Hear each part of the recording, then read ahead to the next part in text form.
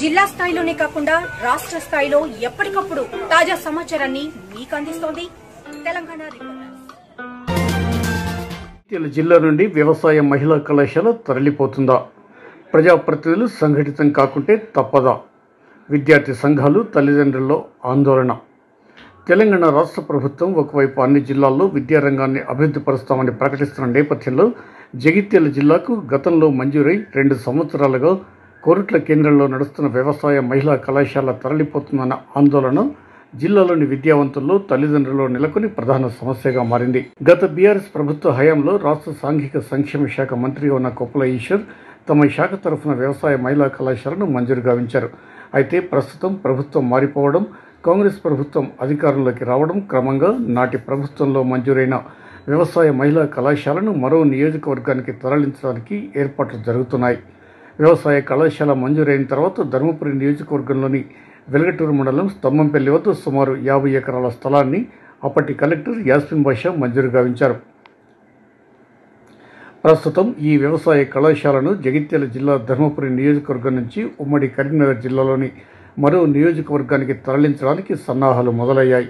ఈ నేపథ్యంలో జిల్లాలోని పలు విద్యార్థి సంఘాలు, పలువురు విద్యావంతులు, తల్లిదండ్రులు ఈ అంశాన్ని వ్యతిరేకిస్తూ జగిత్యాల జిల్లాకు మంజూరై 2 సంవత్సరాలుగా నడుస్తున్న వ్యవసాయ మహిళా కళాశాలను మరో నియోజకవర్గానికి తరలించరాదని రాష్ట్ర ప్రభుత్వానికి విజ్ఞప్తి చేస్తున్నారు. పలు విద్యార్థి సంఘాలు జిల్లా కేంద్రంలో గురువారం రౌండ్ టేబుల్ సమావేశం ఏర్పాటు చేసి ధర్మపురి ఎమ్మెల్యే ప్రభుత్వ విప్ అడ్లూరి లక్ష్మణ్ కుమార్ వ్యవసాయ మహిళా కళాశాల తరలిపోతున్నా కూడా నిమ్మకు నీరెత్తినట్లు వ్యవహరించడం సరికాదని అంటున్నారు. ఈ వ్యవసాయ మహిళా కళాశాల తరలిపోకుండా విద్యారంగానికి ఏ రాజకీయాలు ఆపాదించవద్దని ఆయా విద్యార్థి సంఘాలు కోరుతున్నాయి.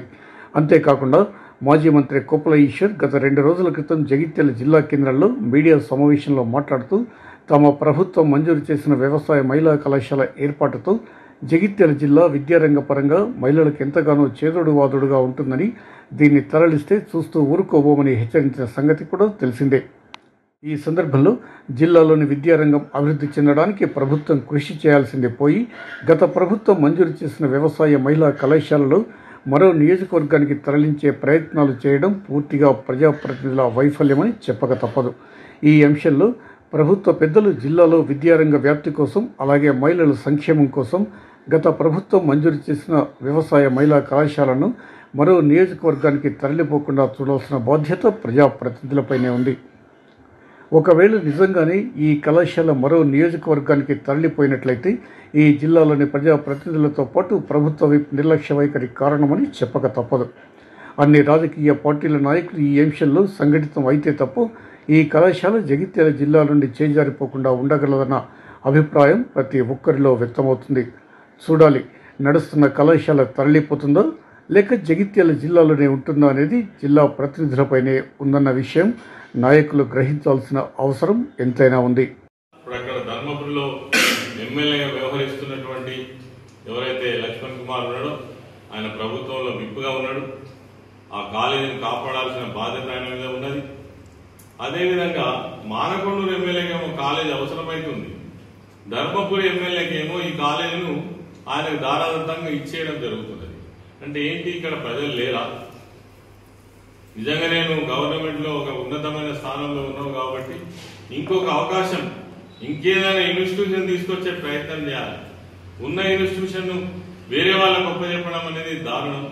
నాటి రోజుల్లో అయితే ఇటువంటి జరిగితే అందరూ బగ్గుమనేటువంటి పరిస్థితి ఉండే. ఈ విషయాలు కూడా ఎవరికి తెలియదు ఇంకా.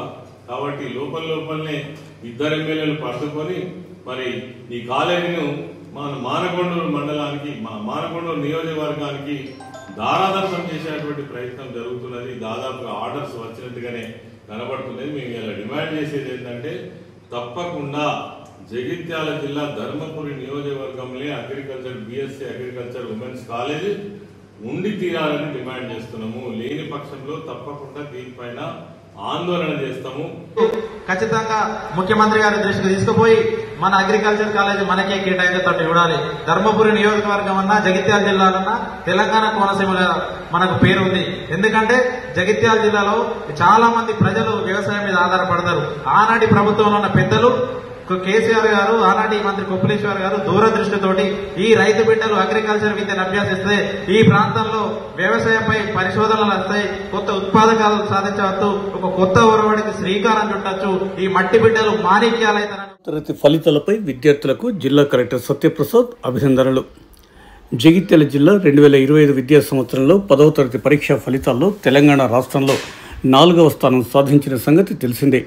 జిల్లా విద్యార్థులు ఉత్తమ ఫలితాలు సాధించినందుకు గాను జగిత్యాల జిల్లా కలెక్టర్ సత్యప్రసాద్ హర్షం వ్యక్తం చేస్తూ కలెక్టరేట్లోని తన ఛాంబర్లో శుక్రవారం సాయంత్రం 5 గంటల ప్రాంతాల్లో అభినందించారు. అలాగే తక్కువ మార్కులు వచ్చిన విద్యార్థులు నిరాశపడకూడదని, ఇది ఓ దశ మాత్రమేనని, ప్రయత్నాలు కొనసాగిస్తే విజయం తప్పదన్నారు. అలాగే ఫెయిల్ అయిన విద్యార్థులను త్వరలో నిర్వహించే పరీక్షకు సన్నద్ధం చేయాలని, అందుకు సరైన చర్యలు చేపట్టాలని కలెక్టర్ ఈ సందర్భంగా అధికారులకు సూచించారు. ఈ కార్యక్రమంలో జిల్లా విద్యాశాఖ అధికారి కె రాము, కోఆర్డినేటర్లు సిహెచ్ సత్యనారాయణ, కె రాజేష్, మహేష్ తదితరులు పాల్గొన్నారు. జగిత్యాల జిల్లా పరిధిలో ఈ నెల 31 వరకు సిటీ పోలీస్ యాక్ట్ అమలు. జిల్లా ఎస్పీ అశోక్ కుమార్. జగిత్యాల జిల్లాలో శాంతి భద్రతలను దృష్టిలో ఉంచుకొని నెల రోజులు అనగా మే 1 నుండి ఈ నెల 31 వరకు జిల్లా వ్యాప్తంగా పోలీస్ యాక్ట్ అమల్లో ఉంటుందని జిల్లా ఎస్పీ అశోక్ కుమార్ ఒక ప్రకటనలో వివరించారు. ఈ ప్రకారం పోలీసుల అధికారుల అనుమతి లేకుండా ఎలాంటి ధర్నాలు, రాస్తారోకోలు, నిరసనలు, ర్యాలీలు, పబ్లిక్ మీటింగులు, సభలు, సమావేశాలు నిర్వహించరాదని వివరించారు. శాంతి భద్రతలకు భంగం కలిగించే విధంగా మరియు ప్రభుత్వ ఆస్తులకు నష్టం కలిగించే చట్ట వ్యతిరేక కార్యక్రమాలు చేపట్టరాదని ఎస్పీ అశోక్ కుమార్ గురువారం మధ్యాహ్నం 3:30 గంటల ప్రాంతంలో ఒక ప్రకటనలో సూచించారు. కావున జిల్లా ప్రజలు పోలీసులకు ఈ విషయంలో సహకరించాలని, శాంతి భద్రతల పరిరక్షణకు నిరంతరం శ్రమిస్తున్న పోలీసులకు అన్ని వర్గాల ప్రజలు సహకారం అందించాలని సందర్భంగా ఆయన తన ప్రకటనలో కోరారు. పరిధిలో పోగొట్టుకున్న, చోరీకి గురైన 20 లక్షల రూపాయల విలువ గల 102 మొబైల్ ఫోన్లను బాధితులకు అందజేసిన జిల్లా SP Ashok Kumar. Cell phone పోయినా, చోరీకి గురైనా ఎలాంటి ఆందోళన చెందవద్దని, సిఐఆర్ ద్వారా తిరిగి పొందవచ్చని జిల్లా ఎస్పీ అశోక్ కుమార్ వివరించారు. జిల్లా పోలీసు ప్రధాన కార్యాలయంలో శుక్రవారం మధ్యాహ్నం 1:30 గంటల ప్రాంతంలో ఏర్పాటు చేసిన కార్యక్రమంలో పోగొట్టుకున్న, చోరీకి గురైన సుమారు 20 లక్షల రూపాయల విలువ గల 102 మొబైల్ ఫోన్లను స్వాధీనం చేసుకుని బాధితులకు అప్పగించారు.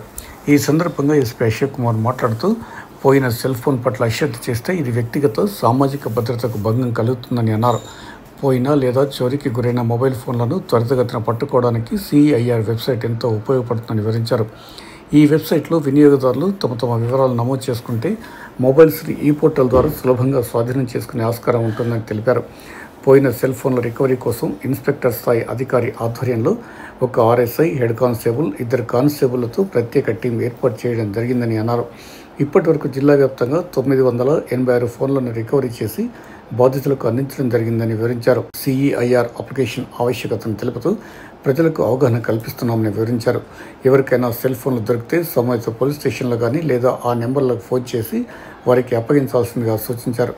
ఈ సందర్భంగా సాంకేతికతను ఉపయోగించి మొబైల్ ఫోన్లో రికవరీ చేయడంలో ప్రతిభ కనపరిచిన IT core inspector Rafiq Khan, CEIR team RSI Krishna, head constable Mahmood, constable అజర్యాకు మల్లేశంలను జిల్లా ఎస్పీ అభినందించారు. ఈ సందర్భంగా బాధితులు ఎస్పీకి కృతజ్ఞతలు తెలిపారు. జగిత్యాల విద్యానగర్లోని శ్రీ సీతారామాంజనేయ దేవాలయంలో ఆది శంకరాచార్య మరియు రామానుజాచార్య జయంతి సామూహిక శ్రీ విష్ణు సహస్రనామ పారాయణం. జగిత్యాల విద్యానగర్లోని శ్రీ సీతారామాంజనేయ దేవాలయంలో శుక్రవారం ఉదయం 11:30 గంటల ప్రాంతంలో ఆది శంకరాచార్య మరియు రామానుజాచార్య జయంతిని పురస్కరించుకొని శ్రీమతి పొట్లపల్లి జమున ఆధ్వర్యంలో వికాస తరంగిణి మహిళలు 108 మంది సభ్యులచే సామూహిక శ్రీ విష్ణు సహస్రనామ పారాయణం చేపించారు. పారాయణం అనంతరం సామూహిక హనుమాన్ చాలీసా పారాయణం కూడా చేయడం జరిగింది. ఈ కార్యక్రమంలో ఆలయ ఈవో సురేందర్, ఆలయ అర్చకులు రంజితాచార్య బృందం, గీతా సత్సంగ్ కార్యదర్శి పాంపట్టి రవీందర్, శివనాత్రి చిరంజీవి, సామాజిక కార్యకర్త తౌటు రామచంద్ర, మాతలు, భక్తులు పాల్గొన్నారు.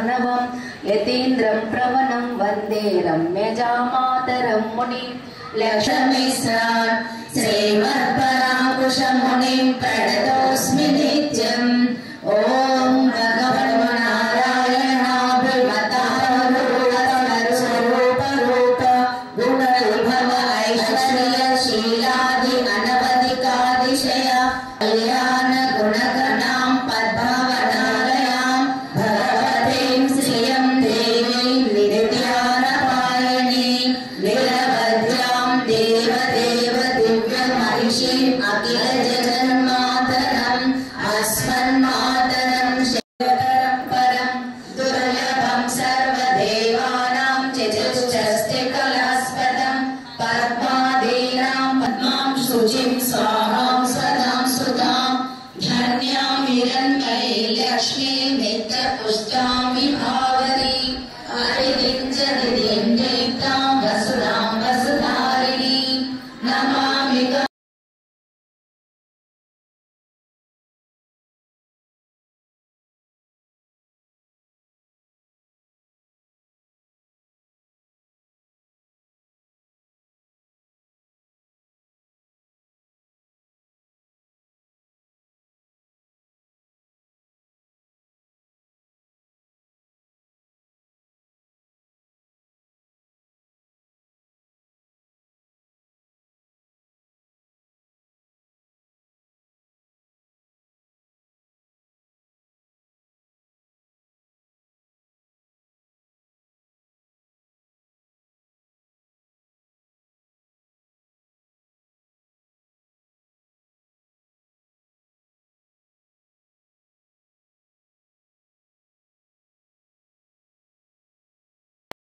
తిరునక్షత్రోత్సవాన్ని మనం జరుపుకున్నాం. స్వామికి ఆరాధన, సేవాకాలము, హారతి, మహామంత్ర పుష్పము, తీర్థ ప్రసాద వితరణతో మరి కాసేపట్లో కార్యక్రమం సుసంపన్నమవుతుంది. అలాగే ఈ మహోత్సవంలో పాల్గొన్న మీరందరికీ కూడా భగవద్ రామానుజ ఈరోజు రామానుజాచార్య జయంతి, శంకరాచార్య జయంతి, అలాగే మూడవది ముచ్చటగా కూతురు సమానమైన జన్మ గారు కూడా ఒక చక్కని విష్ణు సహస్రనామ పారాయణాన్ని కూడా వారు ఏర్పాటు చేయడం జరిగింది. జన్మ గారు అంటే ఎవరో కాదు, మా క్లాస్మేట్ పొట్లపల్లి కమలాకర్ రావు గారి కోడలే స్వయాన, మాకు చాలా దగ్గర. అలాగే ఆచార్యుల వారు జిల్లా స్థాయిలోనే కాకుండా రాష్ట్ర స్థాయిలో ఎప్పటికప్పుడు తాజా సమాచారాన్ని మీకు అందిస్తోంది తెలంగాణ రిపోర్టర్.